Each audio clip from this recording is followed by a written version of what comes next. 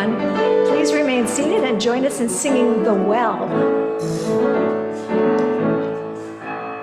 We drink from the well together, cool, cool water that quenches my thirst. Thirst for justice, thirst for joy, thirst for a love that we're all a part of. We drink from the well. We drink from the well together.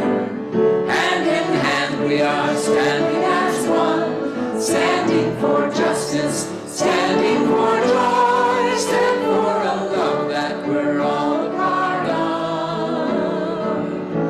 We drink from the well. Open the doors to the world outside, spirits renewed from within. Look for the dream in each other's eyes, spark where a new world begins. Yes, we drink from the well together. Heart to heart we are dancing as one, dancing for justice, dancing for joy, dance for a love that we're all a part of. We drink from the well. We drink from the well.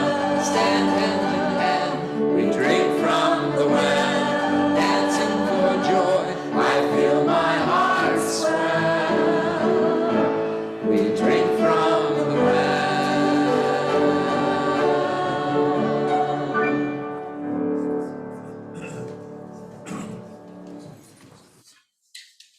Morning. So how did that feel? Was it, was it uncomfortable, maybe disorienting, a little irritating? However that made you feel this morning, that's okay. Today, our service is led by our Spirit Study group of Wendy Metzger, Lena Wellman, Curtis Fitzgerald, Shannon Milligan, and me, Jessica Miller. We'll be talking about one right way and the belief that there is one right way to do things. We're going to be doing things a little differently this morning, and that might be a little uncomfortable for some of us. Welcome to Chalice Unitarian Universalist Congregation. With love at our center, our mission is to inspire individual and communal spiritual growth, connect through worship, music, learning, and caring ministries, and act in the service of promoting UU principles in ourselves and in the wider world. We are called to the imaginative and material work of liberation, the work of dismantling racism and other oppression in ourselves and in our institutions. This is hard work, it's vulnerable work, it's uncomfortable work. We will be getting vulnerable and a little uncomfortable this morning, but we'll be doing it together. Our worship musician this morning is Tim McKnight, and our song leaders are Patty Carlisle and Tom Karlstrom. Our tech team are Sarah Komnick, Dean Gadet, and Hope Campbell, and our greeters today are Paul Courtwright and Susan Llewellyn. Welcome to our Sunday worship service. Whether you're here in the chapel this morning with us or on Zoom, you are welcome. Here in the chapel, we've taken measures to ensure good air circulation in the room. If you need to leave the chapel for any reason, you'll be able to hear the service from the courtyard. We are always happy to have newcomers joining us in worship. Please make sure to share your email address with us to receive our weekly email. Our email newsletter and e-news calendar are the best ways to get information about the groups and activities we have to offer. Now, let's take a breath together.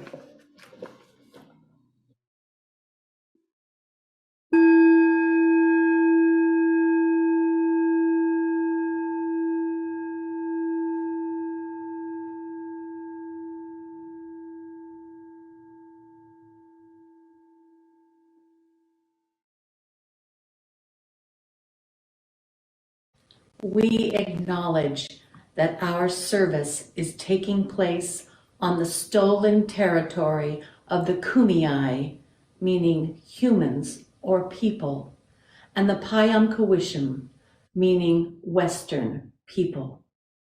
A land acknowledgement works to undo the intentional erasure of Indigenous people and to support the resilience and strength that all Indigenous people have shown. We acknowledge the original inhabitants as a first and critical step toward learning and working with Indigenous communities to secure meaningful partnership and inclusion in the stewardship and protection of their cultural resources and sacred homeland.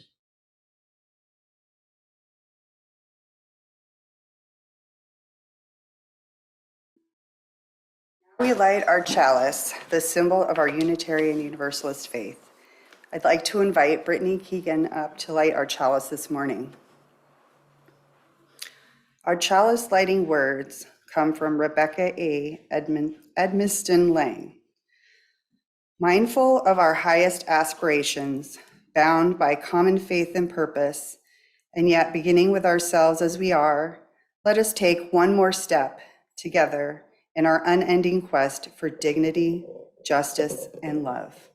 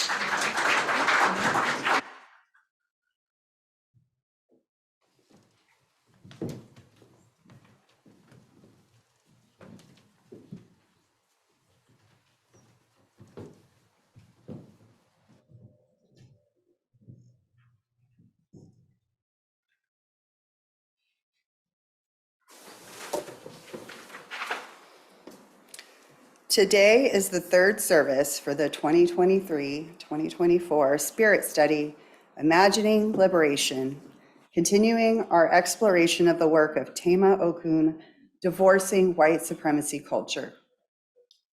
White supremacy culture is the widespread ideology baked into the beliefs, values, norms, and standards of many, if not most, of our groups, our communities, our towns, our state, our nation, teaching us both overtly and covertly that whiteness holds value. Whiteness is value. It shows up in our organizations, our communities, and our homes. White supremacy culture affects all of us, harms all of us, and is toxic to all of us, but it does not affect us all in the same way. Today, we're exploring a characteristic of white supremacy culture, one right way. Tema Okun writes that apparently it's a tongue twister. One right way is the belief that there is one right way to do things, connected to the belief in an objective perfect that is both attainable and desirable for everyone. Perfectionism, anyone? Paternalism, anyone? These are loaded topics for a lot of us, and today we are looking at how they are used to uphold systems of oppression. Dismantling white supremacy requires us to really know ourselves, to be vulnerable, authentic, and to have a sense of humor.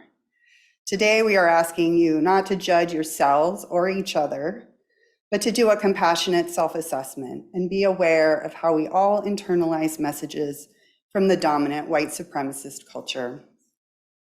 To be aware of how we reproduce those norms in our environment, to be aware of how they show up in our organizations.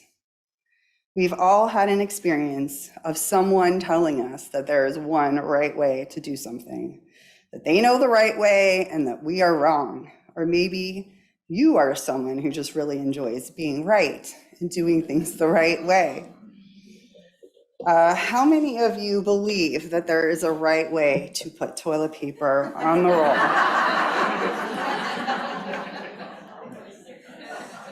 How many of you think that it's this way? How many of you think that it's this way? How many of you know you are right and would go toe to toe to defend your way of doing it? And that is toilet paper. Toilet paper is something that we wipe pee, poop, and snot on, and we throw it in the toilet. If we feel that strongly about toilet paper, maybe it's understandable that we would have strong feelings about things that matter a lot more.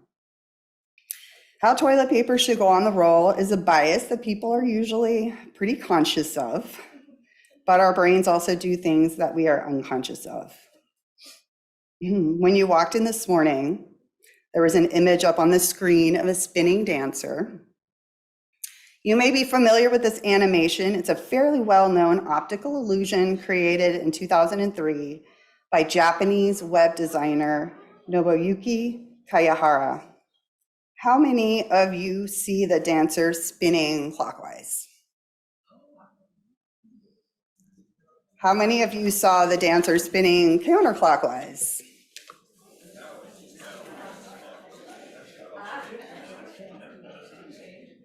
How many of you have already forgotten? People tend not to have such strong feelings about this animation as they do about toilet paper rolls. So what do toilet paper and dancing images have to do with white supremacy culture? Today, we want you to be aware of when that feeling of there being one right way comes up and to understand how detrimental it can be. Not just on a personal level for the perfectionists in the room, but also in a systemic way that upholds white supremacy. If we can be aware, then we can start to create change. Please rise and body your spirit to join in singing.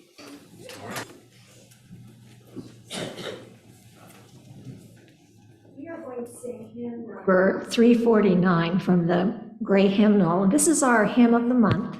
We'll be singing it every Sunday, every service, so that we become familiar with it and comfortable singing it.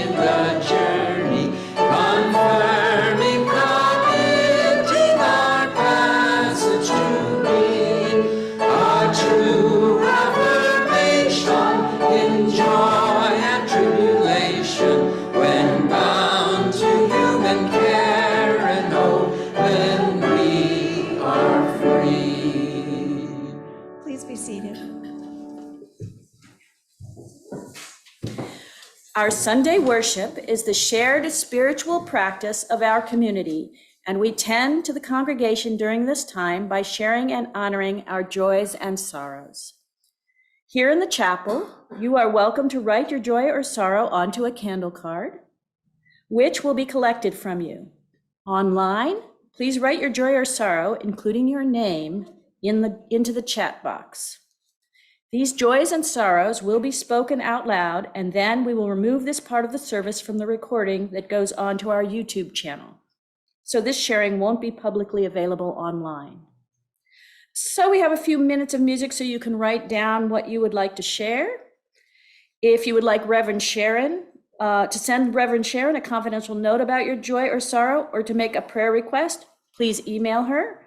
Her email address will be on screen in a moment.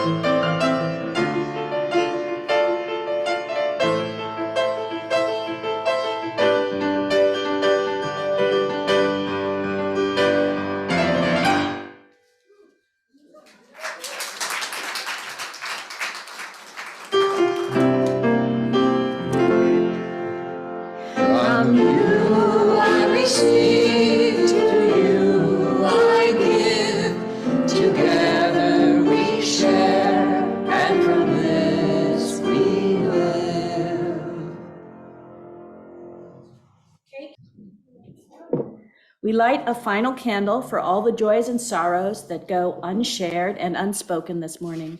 These two are held in the love and support of this community. Now we invite the children and anyone else who would like to come forward for a story.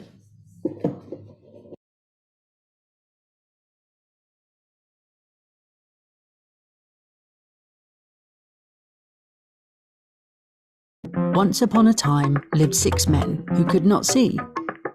They were good friends, but they did sometimes argue about who was the smartest. It's me! I'm the cleverest! No, I think you'll find it's me. I'm the smartest one here. No, you're both wrong. It's definitely me. One day, a friendly elephant passed by them. It was the first time the 6 men had ever come across an elephant before, and had no idea what it was.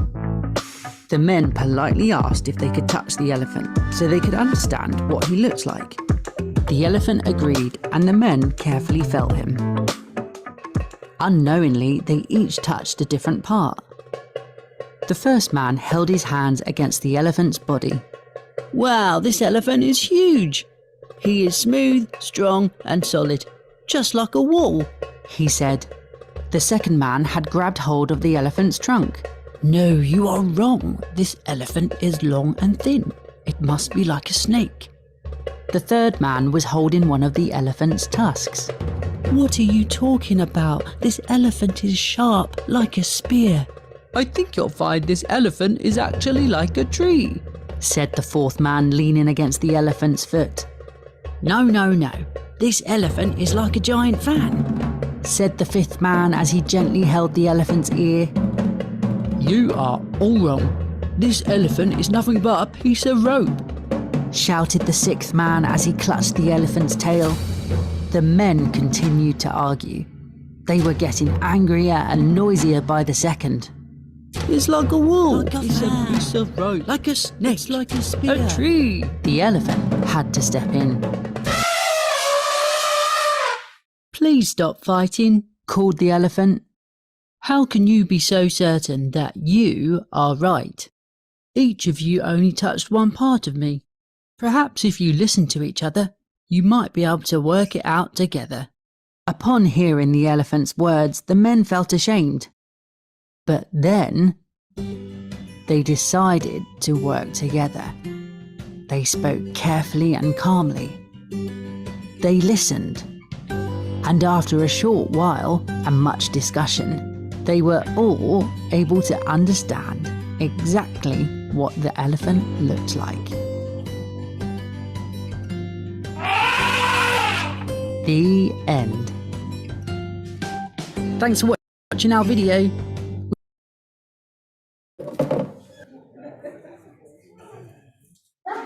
We will now sing the children out to their classes. Walk on your path with a song so sweet that everywhere you go there is love all around. Walk on your path with a song so sweet that everywhere you go there is love all around.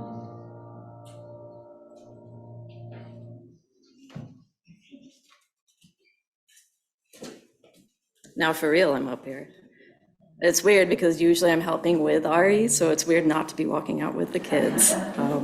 But I'm starting off with a reading from the book Think Again, The Power of Knowing What You Don't Know by Adam Grant. Grant encourages us to question our opinions. Intelligence is usually seen as the ability to think and learn, but in a rapidly changing world, there's another set of cognitive skills that might matter more. The ability to rethink and unlearn. In our daily lives, too many of us favor the comfort of conviction over the discomfort of doubt. We listen to opinions that make us feel good instead of ideas that make us think hard. We see disagreement as a threat to our egos rather than an opportunity to learn. We surround ourselves with people who agree with our conclusions when we should be gravitating toward those who challenge our thought processes. The result is that our beliefs get brittle long before our bones. If knowledge is power, knowing what we don't know is wisdom. And now I'm going to shift to another role with Lena. We'll have an interview.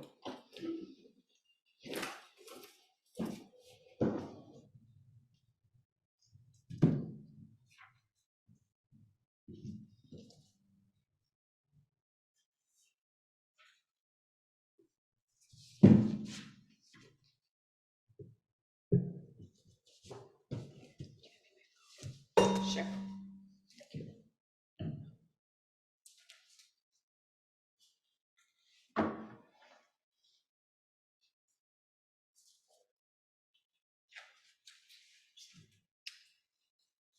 So Lena, as we've mentioned earlier, our Spirit Study Group has taken a deep dive into the systemic white supremacy practice of one right way. Can you share which of the characteristics of this stood out to you? Yes, well, narrowing it down to one was hard. The materials we read suggested that if any characteristic made me feel defensive, that I should lean into what's called the gift of defensiveness and ask myself what I'm defending. In my case, it's having just recently learned that something I've not only felt passionate about, but promoted and participated in for years is considered by many to be a system founded and mired in white supremacy. Well, I can definitely see why that would make you feel uncomfortable. So what is it that you've been involved in that you are now reevaluating? And please share the characteristic that stood out to you in that process. Sure. As I contemplated my years of participation in the care of foster children through the child welfare system, first as a foster parent, then as a CASA, which stands for Court Appointed Special Advocate, the main characteristic that kept surfacing for me was objectivity. So how would you explain objectivity? Objectivity is the belief that I have been exposed to all of the necessary information to make a choice that isn't biased, which is impossible since I am steeped in my own worldview, which can only be defined by what I'm exposed to. This makes me patently unable to be objective.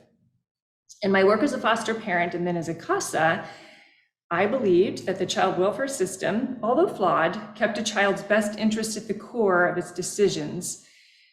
After recently attending an Upend conference about abolishing the child welfare system and reading related material, I no longer hold so tightly to that belief. Well, that's interesting. What information was presented in that led you to start questioning whether or not foster care was part of systemic racism? Good question. Again, it was very hard and humbling for me to hear other people's truths, but like Julie shared in our last liberation service, it's vital that I lean into how to be uncomfortable. So some of the main points the advocates for abolishing the child welfare system made were: one, nice wording by the government is intentionally used to perpetuate the myth of benevolence. For example, saying child welfare instead of calling it family policing, using the term neglect when it's actually usually a problem of poverty, which is a social failing, not a personal failing, saying that children enter into foster care when it's actually the government forcibly taking children and detaining them in state custody. I could go on, but you get the idea. Two, mandated reporting is racist. This was uncomfortable for me because I am a mandated reporter. And I've made calls that they shared statistics that were very hard to hear. 53% of Black children will be investigated by the child welfare system by the time they turn 18. I'm going to say that again. Over half of all Black children will be investigated by the child welfare system. Since slavery, our society has intentionally made it difficult for Black families to succeed at the same rate as white families. Due to this and a multitude of other factors, Black families are more likely to rely on public service providers, so using social services, receiving welfare benefits, and living in public housing, all of those subject Black families to an extra layer of contact with mandated reporters. Also, If a mandated reporter fails to report something that they see as suspicious, they can actually be held criminally responsible if anything goes wrong. So as you can imagine, this provides a strong incentive for a mandated reporter to make a call. 3, child abuse is actually 2 to 3 times higher in the foster care system than it is in the general public. And studies are now showing that a greater trauma is inflicted on a child due to removal than the trauma they would have experienced from what the system calls neglect, which leads to my next point. So 70% of kids in foster care are removed due to what's called neglect, which is almost always poverty related. Again, that is largely a societal failing, not a personal one. If one were to read the history of Malcolm X, that shows how easy it can happen. So by the way, during COVID, when stimulus checks were directly sent to families, child poverty was cut in half. When the checks ended, the rates of poverty rose again for children. So lastly, in 2020, when Iowa implemented a 4-month pilot program where judges asked social workers 4 questions before granting them permission to remove a child from their home, the removals dropped by 50%. One of the questions was simply to see if it was at all possible to remove the danger from the home instead of the child. To this day, most welfare systems do not even consider removing the danger instead of the child as an option. The default is to remove the child, even though study after study shows increased trauma to children as a result. So I could go on, but hearing these truths from Black families who have had their children taken from them has humbled me, to say the least, and challenged me to recognize my own bias. I cannot be objective, and most of those in power making decisions about Black families cannot be objective either, since the lens they view perceived problems through is systemically racist. So I'm not sure I'd consider myself an abolitionist yet, but I'm definitely going through a reevaluation, so stay tuned. Well, thank you for sharing that. I can tell I was very in touch, and I know I learned a lot, and I would imagine that a lot of our friends out in the congregation did as well. So thank you again for sharing. We'll invite Wendy and Curtis up for their turn. Thank you.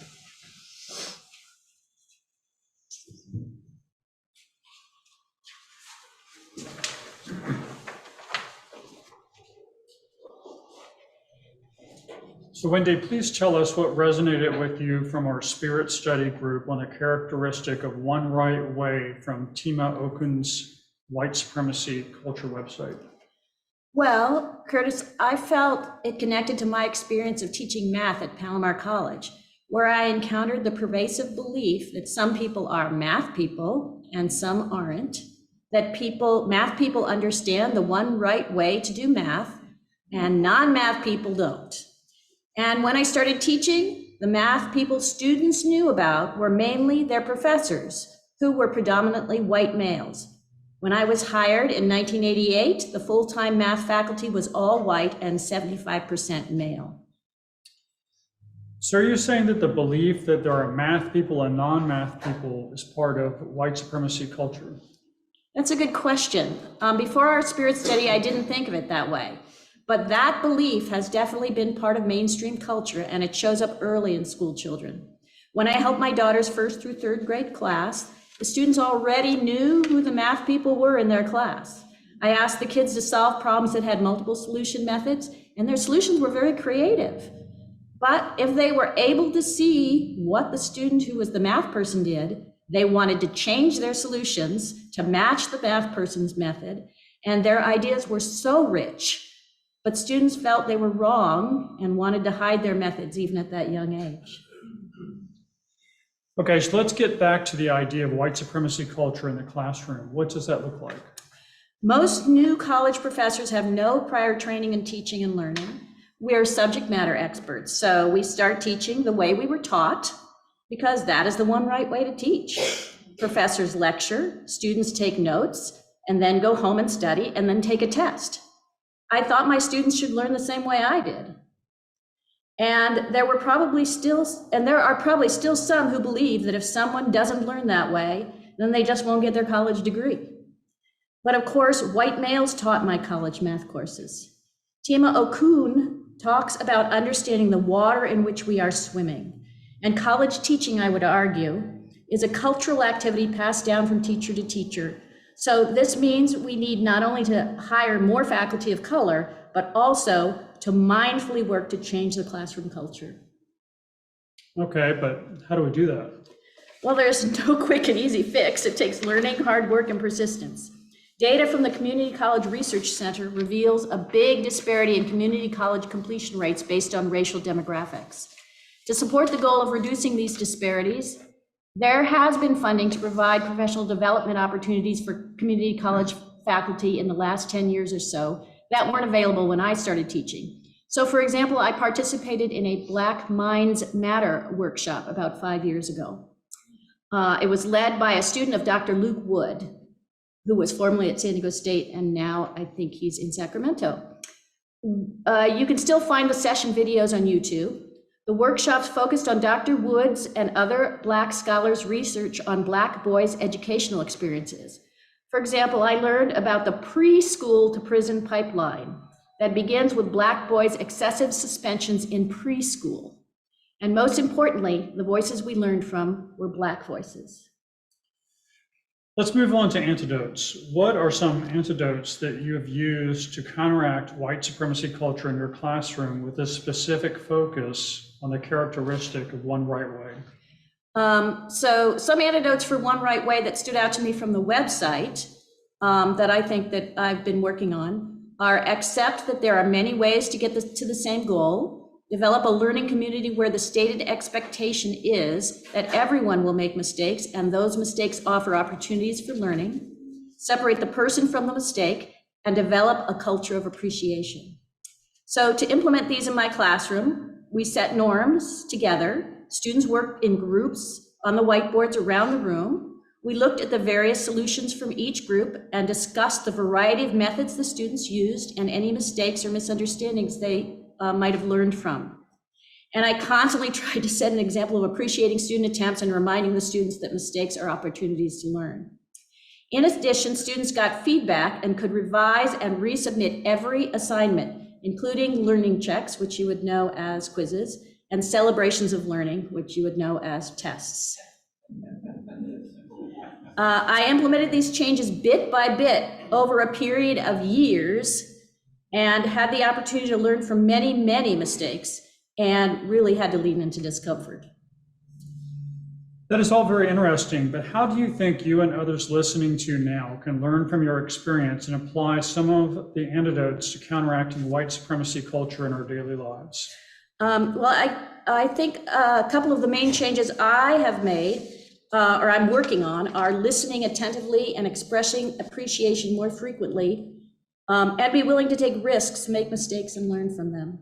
I'm also going to learn more about white supremacy culture, characteristics, and antidotes by attending future Spirit Study services and by exploring the website more deeply. Also, as Lena said, I'll continue to work on leaning into discomfort. Though this work can be challenging, I believe it is fundamentally important so that, in the words of Dr. Okun, we can collaboratively build and sustain cultures that embody the belief that we all do better when we all do better.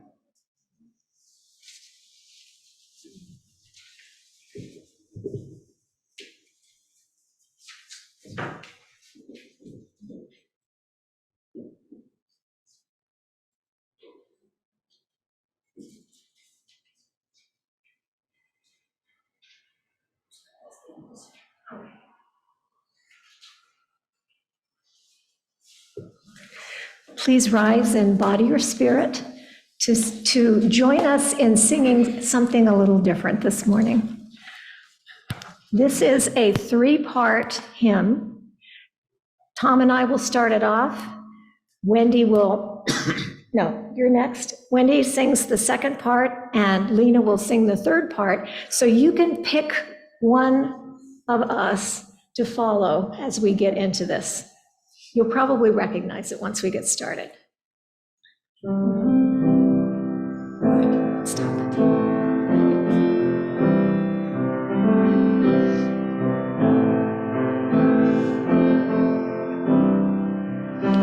Breathe in, breathe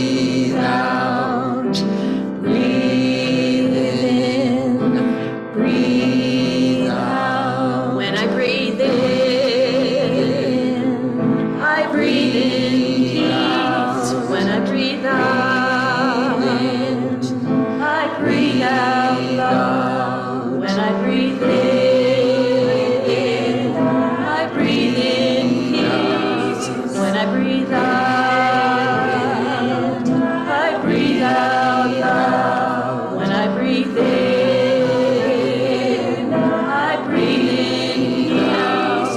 When I breathe out,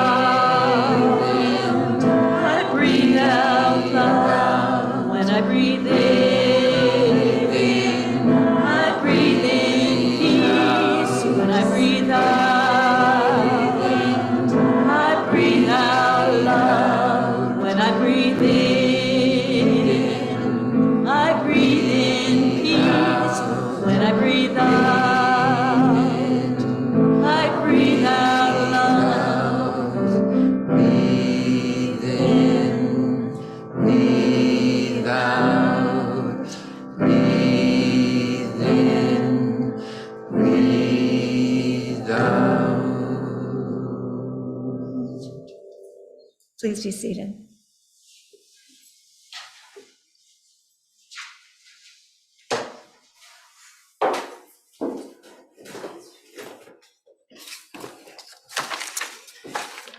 The Sunday offering is an expression of the generosity that makes our congregational life possible.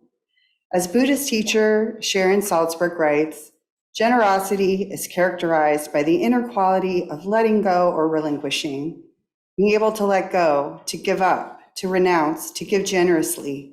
These capacities spring from the same source within us. When we practice generosity, we open to all of these liberating qualities simultaneously. Please text your donation to Chalice. If this is your first time texting a donation, once you text the amount, you'll get a reply with a link to follow to enter your credit card information. If your Sunday donation is meant to be a part of your pledge payment, please be sure to indicate pledge after the dollar amount. The phone number for text donations will be on screen in a moment. In-person donations of cash or check can be made using the envelopes and the donation box to the left of the chapel double doors. You can leave those donations after the service. Please give generously.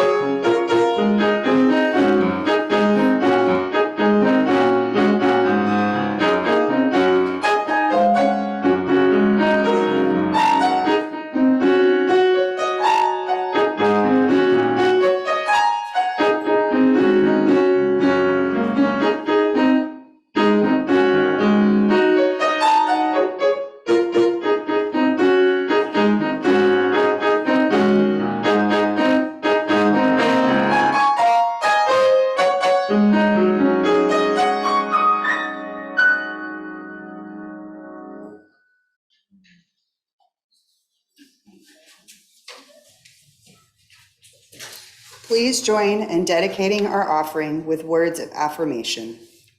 At Chalice UU congregation, love is at the center of everything we do.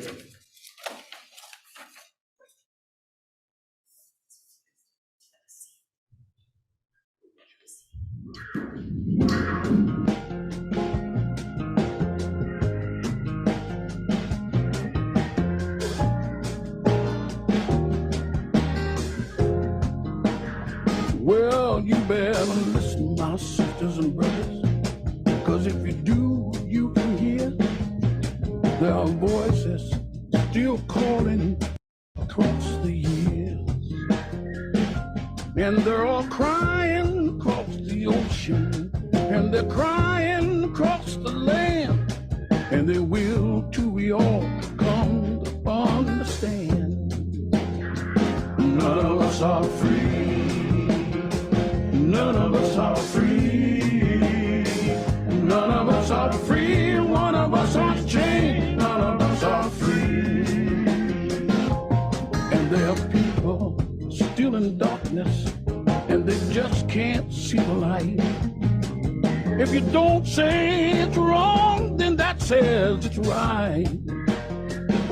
We got to try to feel for each other. Let our brothers know that we care. Got to get the message, send it out loud and clear. None of us are free. None of us are free.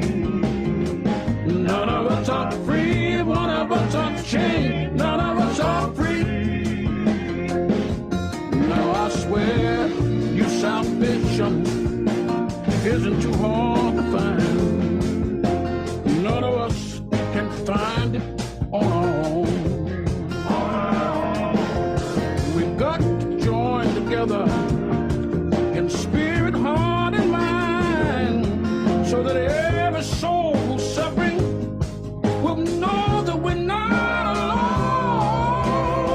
Oh, none of us are free. None of us are free, y'all. None of us are free, and one of us are chained. None of us are free.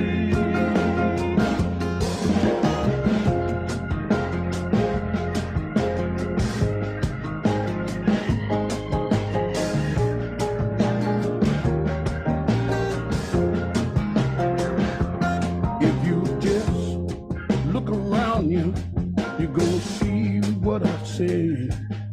'Cause the world is getting smaller each passing day. Now it's time to start making changes, and it's time for us all to realize that the truth is shining bright right before our eyes. None of us are free. None of us are free.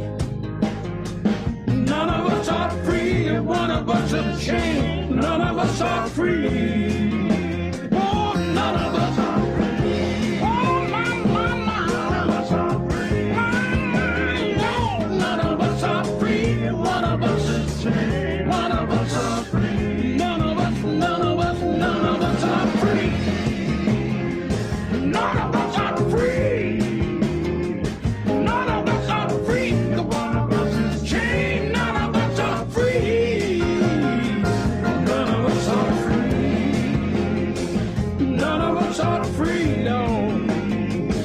None of us are free. One of us is chained. Oh, Lord. None of us are free. Oh, Lord. None of us are free. None of us are free. None of us are free. One of us is chained. None of us are free.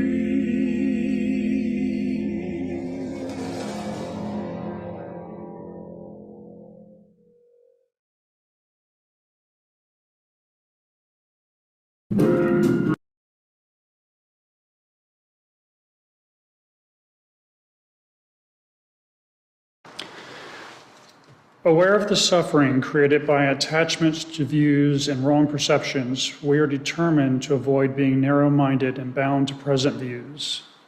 We shall learn and practice non-attachment from views in order to be open to others' insights and experiences. We are aware that the knowledge we presently possess is not changeless, absolute truth. Truth is found in life, and we will observe life within and around us in every moment, ready to learn throughout our lives. This is the second mindfulness training from Being Peace by Thich Nhat Hanh.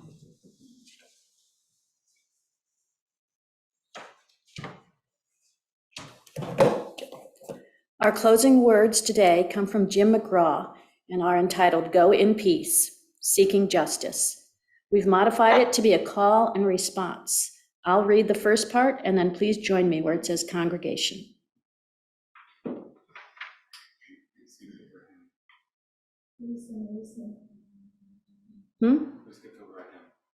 Oh, it's not in my, okay, sorry. Well, now I have a hymn.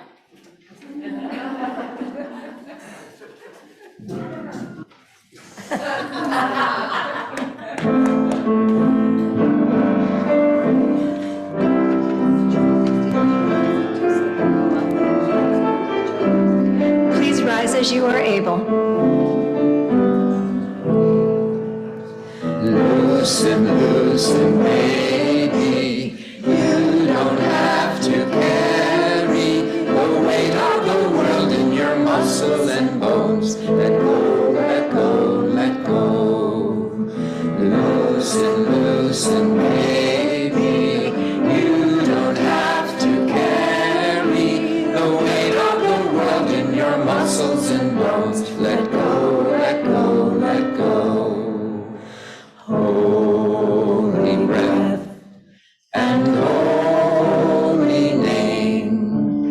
Will you ease this pain? Holy breath and holy name. Will you ease this pain? Loosen, loosen, baby. You don't have to carry the weight of the world in your muscles and bones. Let go, let go, let go. Please be seated.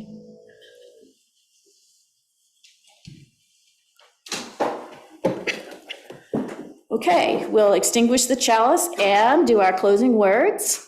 I'll read the first part, and then please join me where it says congregation.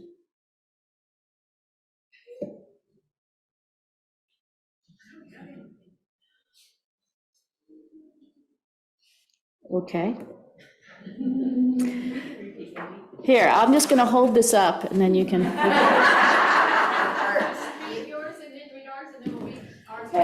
Okay, when I say go in peace, I don't mean go in mindless oblivion. Oh, yay. When I say go in peace, I don't mean go in mindless oblivion.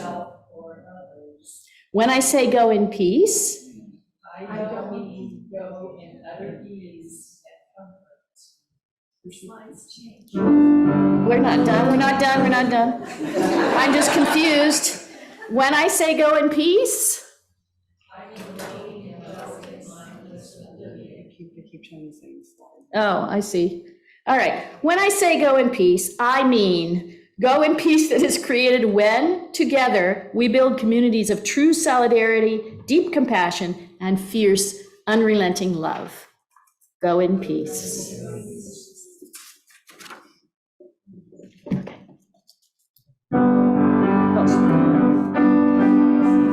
We're going to sing You Are Welcome Here.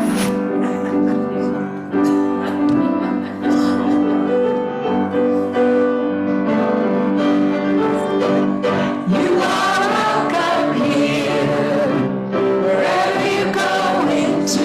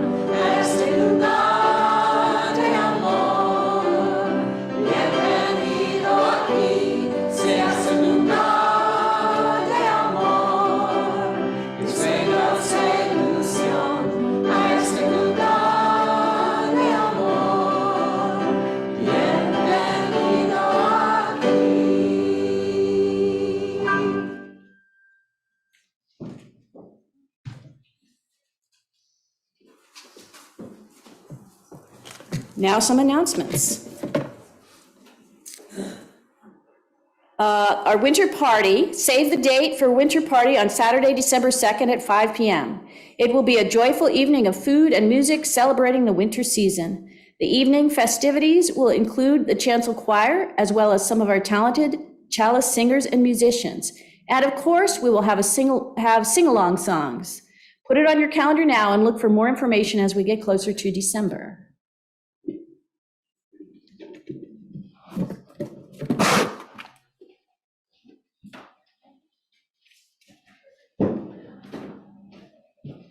Hi, as you know, Chalice is involved with Interfaith Community Services in Escondido. In addition to the Feeding the Homeless program, this year we are supporting the Support a Family program. In the weekly email, there is a URL that you can go to that describes the family we are supporting and the things that we can contribute to them.